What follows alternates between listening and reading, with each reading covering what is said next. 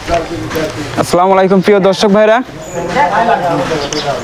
আমি আজকে আসলাম আমাদের পাবনা জেলার খুবই বহুল প্রচলিত এবং বলতে হয় সারা বাংলাদেশে আসলে জনপ্রিয় যে তাঁত শিল্প বা যে তাঁত শিল্পের হচ্ছে লুঙ্গি, সেটা হচ্ছে আমাদের পাবনা জেলার আটঘরিয়া থানার ঐতিহ্যবাহী চাচকিয়ার লুঙ্গি। তো আমি আজকে এই মুহূর্তে এখন আছি সেই ঐতিহ্যবাহী পাবনার চাচকিয়ার তাঁত শিল্প এলাকায়। তো আমি এই মুহূর্তে অবস্থান করতেছি একজন তাঁত শিল্পের মালিক বা উদ্যোক্তার বাড়ির উপর বা কারখানার উপরে।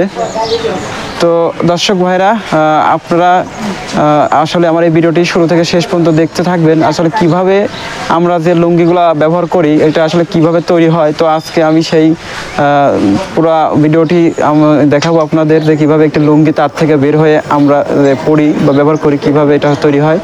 এই সম্পূর্ণ A to Z আপনাদেরকে দেখাবো এবং তাঁত শিল্প এবং তাঁত মালিক বা উদ্যোক্তাদের সাথেও আপনাদের কথা শোনাবো তারা কি বলে। তো অবশেষে বলতে চাই যে আমার ভিডিওটি আপনাদের যদি ভালো লেগে থাকে, এই ধরনের আরও বিভিন্ন কৃষি রিলেটিভ বা প্রযুক্তি বিষয়ক বিভিন্ন ভিডিও আপনাদের আমি দিয়ে থাকি। তো আমার ভিডিওটি ভালো লাগে অবশ্যই লাইক, কমেন্ট আর সাবস্ক্রাইব করে আমার পাশেই থাকবেন। তো ভিডিওটি শুরু করা যাক। লুঙ্গির বিভিন্ন কালার করার জন্য আগে সর্বপ্রথম কিন্তু সুতাতে এইভাবে গরম পানিতে ব্লিচিং পাউডার এবং রং মিশিয়ে গরম পানিতে সুতাগুলোকে রং করা হয়, মানে ভেজানো হয়। মানে এই যে সর্বপ্রথম যখন দোকান থেকে সুতা আনা হয় তখন সবার একই কালার থাকে, সাদা কালার। আর এই সাদা কালারের সুতাটাকেই আপনি আপনার নিজের মতো করে বিভিন্ন রঙের সাথে মিশিয়ে কালার করতে পারেন। তো এখানে এই আঙ্কেল ঠিক সেটাই করতেছে। বাজার থেকে আগে সুতা আনার পর তার নিজের যে কালারের রং প্রয়োজন বা সেই কালারের রং কিন্তু তিনি করতেছে।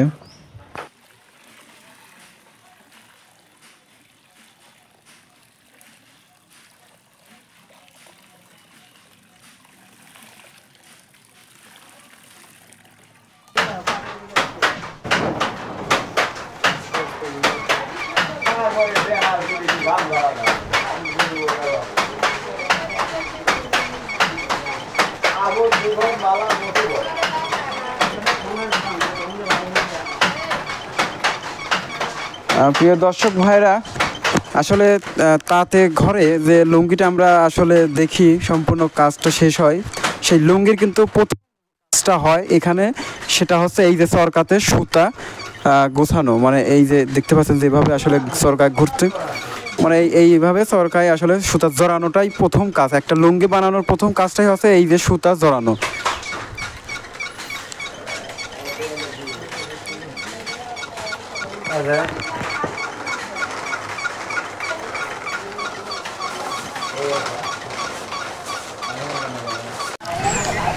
আসসালামু আলাইকুম বড় ভাই।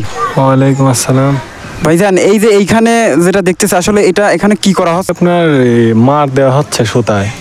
এটা সকাল থেকে আপনার এই যে এখানে রাখা আছে, এই মারগুলা দেওয়া হয়। সুতা এগুলা মোটা হয়, মার দিয়ে মোটা করা হয়। মানে যদি এইভাবে যদি মার দেওয়া হয় তার সুতাটা একটু মোটা হয়, মানে সহজে এগুলা ছিঁড়ে না, মানে টেকসই হয় আর কি সুতাটা। আচ্ছা, অনেক ধন্যবাদ ভাইজান।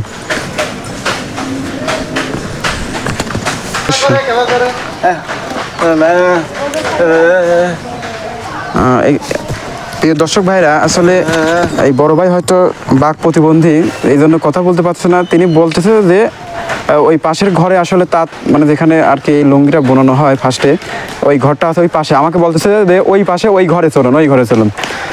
তো প্রিয় দর্শক, আমি আসলে এখন যাব সেখানে। তো চলুন দেখা যায়।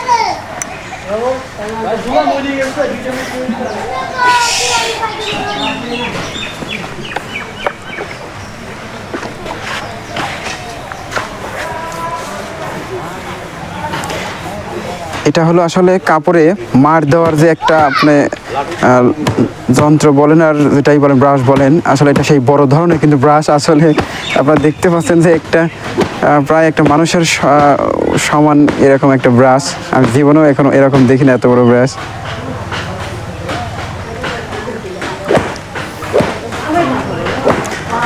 তারা আসলে এই যে তাঁত শ্রমিকরা আসলে এইভাবেই লুঙ্গিতে মার দিয়ে থাকে, মানে লুঙ্গির সুতাতে মার দিয়ে থাকে এইভাবে।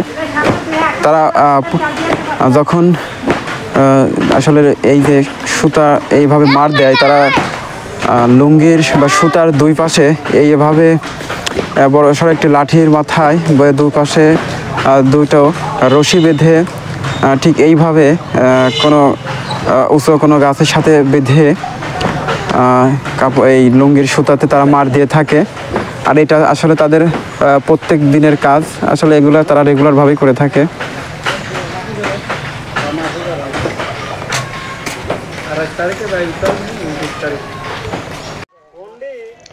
লুঙ্গিতে মার দেওয়া কাজ শেষ, এখন তারা এটা এইভাবে গুছাইয়ে রাখতেছে।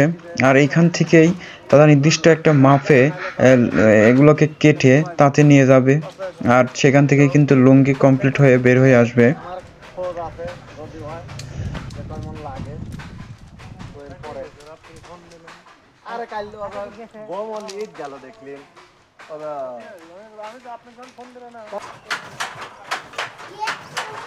প্রিয় দর্শক ভাইরা, চলে আসলাম আমি সেই কাঙ্ক্ষিত তাঁত ঘরে।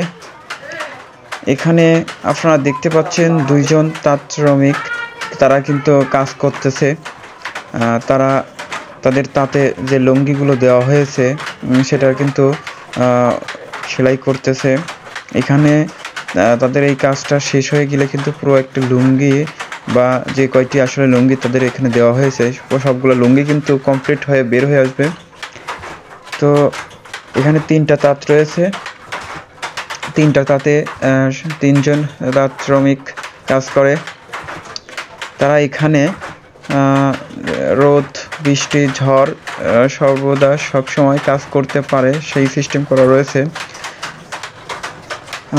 এটা সম্পূর্ণ হাতের তৈরি মেশিন, এখানে কোনো ইঞ্জিন চালিত কোনো মেশিন নেই।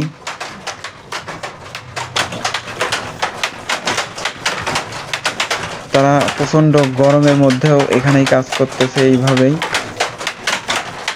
তবে বর্তমানে বাংলাদেশের অর্থনৈতিক প্রেক্ষাপটে বর্তমান আমাদের দেশে যেসব তাঁত শ্রমিক বা যেসব তাঁত শিল্প রয়েছে, আসলে তাঁত শিল্পের সাথে জড়িত যেসব শ্রমিক রয়েছে তাদের কিন্তু সেই হারে এখনও পারিশ্রমিক বৃদ্ধি পায়নি। তারা স্বল্প পরিশ্রমে কিন্তু এখনও তাদের এই বহুল প্রচলিত পুরাতন পেশা বা কর্ম ব্যবস্থা এখনও কিন্তু ধরে রাখছে। আসসালামু আলাইকুম। আমি এই দীর্ঘ আজ 51-52 বছর 53 বছর এই কাজই করি। আমি জুলার ছেলে। আমি এখানে আজকে জন্ম আমারে, আমরা এখান থেকে জুলার কাজ আগের থেকেই আমাদের শুরু। আমার বাপ দাদা 14 বর্ষে জুলার বংশেই। তে আমি এখন মোটামুটি আমার এই কাজ করে যেভাবেই হোক আল্লাহ জীবনযাপন করায় ছেলেপেলে নিয়ে চলতেছি, কিন্তু আমার এই কাজে অত পারিশ্রম পাই না। তো এখন তো শেষ বয়স, এখন তো আমার কোনো কর্ম করারও শক্তি নাই, আর কোনো কর্ম যাইবারও পারি না। তাই এই কাজ এখন এত সহি কম পড়ে, তাও এই কাজই করতেছি। এই তো এই পর্যন্ত কি আমার এখন আল্লাহ যেভাবে চলতেছি, আর কি করবো। এই 14টা লুঙ্গি বুনে আমরা পাই হলে 2100 টাকা। 8-10 দিন লাগে, 8-10 দিন লাগে এই কাপড়টা কাজটা করতে। গরমের মেন করা লাগে, কারেন্ট নাই, গরম আছে, গরম পড়তেছে, উঠে গেলে তো আর কাজ হবে না। রোদ বৃষ্টির দিনেও করা লাগে, রোদ বৃষ্টির সব সময় আমার কাজ। একটা লুঙ্গি কমপ্লিট হতে, একটা লুঙ্গি যদি কমপ্লিট করি 4 ঘন্টা টাইম লাগে।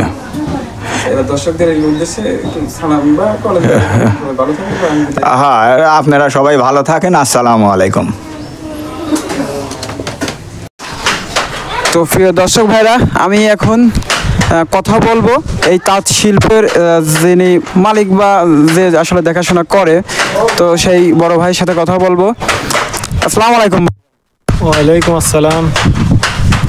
ভাইজান, এই যে তাঁত শিল্প এটা দেখতে পাচ্ছি, আসলে এই তাঁত শিল্প কার বা এই তাঁত শিল্পের সাথে আপনারা কতদিন মানে এই কাজের সাথে জড়িত আছেন, এবং আসলে এইখানে যে লেবারগুলো দেখতেছি এই লেবারগুলোর বেতন কেমন, বা একদিনে আপনারা কতটি লুঙ্গি এইখান থেকে বের করতে পারেন, বা এটার বাজারজাত আসলে কিভাবে হয়, বা সবশেষে আসলে আপনাদের বা মানে এইখান থেকে এই তাঁত শিল্প থেকে আসলে কি প্রকৃতপক্ষে লাভ হয় বা কি পরিমাণ ক্ষতি হয় কিনা, যদি একটু হালকার পর বা একটু সারমর্মে যদি বলতেন বিস্তারিত।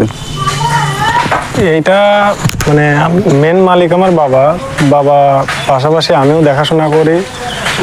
তো এখানে আমাদের এখানে 3টা তাঁত আছে, 3টা তাঁতে আপনার দিন 2 পিস করে 6 পিস লুঙ্গি তৈরি হয়। সেক্ষেত্রে আপনার বর্তমান যে সুতার বাজার মূল্য, মানে লাভের অংশ নাই বললেই চলে, মানে নিজের পারিশ্রমিকটাও আমাদের ঠিক মতো হচ্ছে না, এরকম আর কি। ভাইজান, আপনার এই তাঁত শিল্পটা কতদিন করা, বা মানে কতদিন যাবত আপনারা এই কাজের সাথে জড়িত আছেন? আমাদের এটা মানে আমার বাবা তো আমি নিজেই দেখতেছি, আমি নিজেও করতেছি, আমার বাবা করছে, আমার দাদা করছে, মানে অনেক পূর্বপুরুষ থেকে আমাদের এই মানে কাজের প্রচলন। বংশগতভাবে পর্যায়ক্রমে আর কি কাজটা হয়ে আসতেছে। এটা বংশগত। আপনার একদিনে কতটা লুঙ্গি আপনার তাঁতের ঘর থেকে বের হয়? আমাদের এখানে 3টা তাঁত আছে। আপনার যদি ভালোভাবে যদি কাজ করে, একটা ব্যক্তি যদি সকালে আপনার 6টা থেকে যদি আসর 5টা পর্যন্ত কাজ করে, অনায়াসে 3 পিস কাপড় বোনাইতে পারে। কিন্তু আসলে সেভাবে হয় না, যেহেতু অনেক পরিশ্রমের কাজ, সেভাবে হয় না। সেক্ষেত্রে গড়ে আপনার প্রত্যেকটা তাঁত থেকে কাজ করলে 2 পিস করে হয়, এরকম। এই তাঁত শিল্পটা মানে মেশিনে চলে নাকি সম্পূর্ণ কাঠের তৈরি? কাঠের এবং ইঞ্জিন ছাড়া, একদম ইঞ্জিন ছাড়া। তো এই যে এখানে যে শ্রমিকগুলা কাজ করে, এরা কিভাবে কাজ করে, মানে মাসিক না দিন মজুর? এটা আপনার এই যে আপনি একটা তাঁত দেখতেছেন, এখানে 14 পিস কাপড় থাকে। 14 পিস কাপড় ওরা বুনায় দিবে, শুধু বুনায় দিবে সবকিছু। আমার 14 পিস কাপড় ওরা বুনায় দিবে। এদের মজুরি 14 পিস কাপড় বুনায় দিলে 1700 টাকা। না, একবারে সীমিত।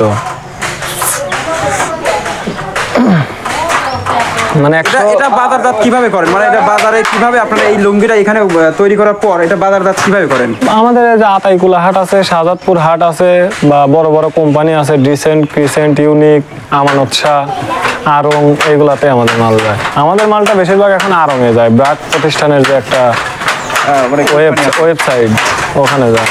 অনলাইন বিজনেস আমাদেরটা।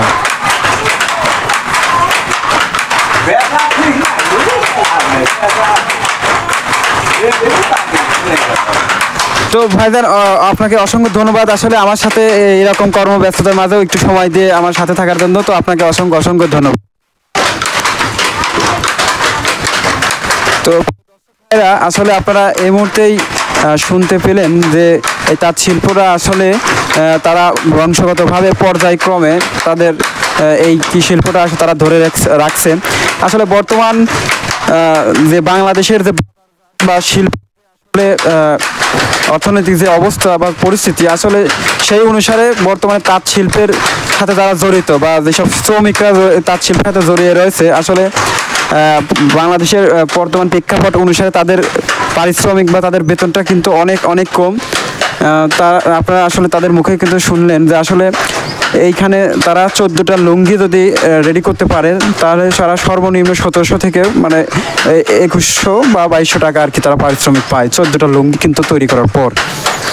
তো আসলে দেখতে পাচ্ছেন যে আমাদের বর্তমান বাংলাদেশের অর্থনৈতিক প্রেক্ষাপটে বর্তমান তাঁত শিল্পের শ্রমিকরা কিন্তু খুবই অর্থনৈতিক একটা সংকটে বা কষ্টে আছে।